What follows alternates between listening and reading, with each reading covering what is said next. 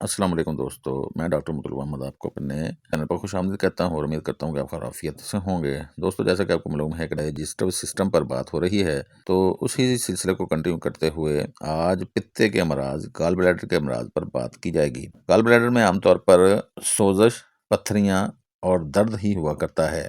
پتے کی سوزش اور پتھریاں یعنی کولسٹیٹس اینڈ سٹون۔ اگر آپ کے پیٹ کے دائیں طرف درد ہوتا ہے جو پیچھے بغل کی طرف جاتا ہوا محسوس ہوتا ہو تو یہ خطرناک ہو سکتا ہے یہ کولسٹیٹس یعنی پتے کی سوزش ہو۔ اس کی سب سے بڑی وجہ ہوتی ہے پتھری۔ دائیں طرف شدید درد، متلی یا قے بخار، کھانے کے بعد درد کا بڑھنا عام طور پر اس کی خاص علامات ہوتی ہیں۔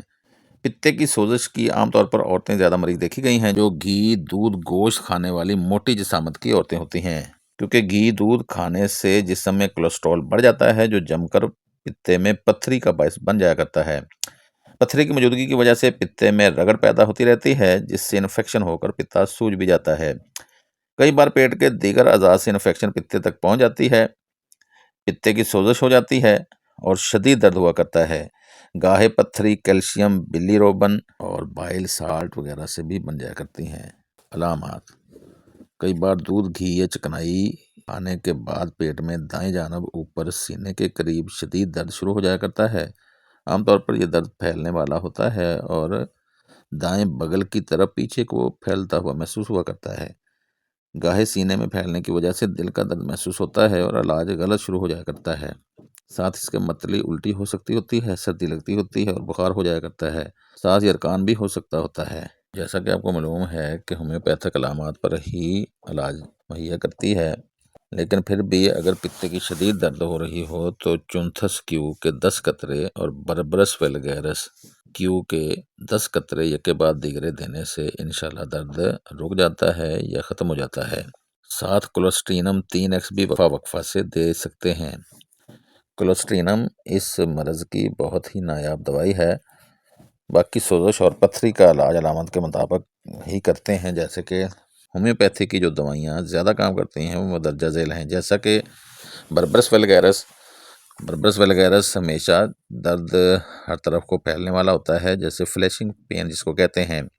کیلکیریا کارب عام طور پر موٹاپے کے لیے بھی بہت اچھی دوائی ہوتی ہے اور کولیسٹرول کو کنٹرول کرنے کے لیے بھی بہت ہی اعلیٰ دوائی ہوتی ہے۔ کارڈس میرنس جگر کے جملہ امراض میں کام کرتی ہے۔ چونتھس جیسا پہلے بتایا ہے کہ بہترین دوائی ہے۔ سنکونا بار اور ڈائسکوریا کا عام طور پر درد مریضہ یا مریض پیچھے کو اکڑنا یا لیٹنا چاہتا ہوتا ہے۔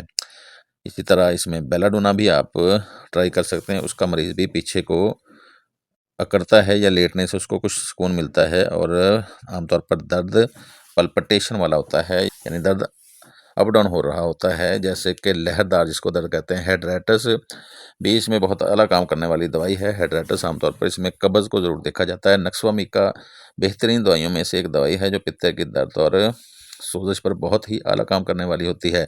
اس میں دیکھا جاتا ہے کہ یہ فاسٹ فوڈ کھانے والے لوگ جن کو نت نئے ہوٹلوں پر نئے نئے کھانے کھاتے ہیں، اور یہ عام طور پر مردانہ اوصاف والے لوگ ہوتے ہیں، یعنی اس کو اس لیے مردوں کی دوائی کے طور پر جانا جاتا ہے، تو مرد میں اگر ہو تو نکسوا میکا بہت اعلیٰ کام کرتی ہے۔ کولسٹرینم جیسا پہلے بتایا ہے کہ اس مرض کی بہترین ادویات میں سے ایک دوائی ہے۔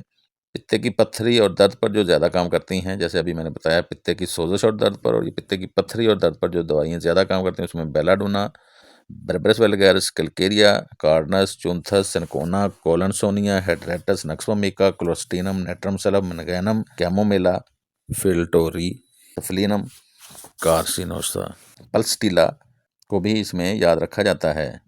تو بات کر رہا تھا پتے کی پتھری، پتے کی سوزش اور پتے کے درد پر۔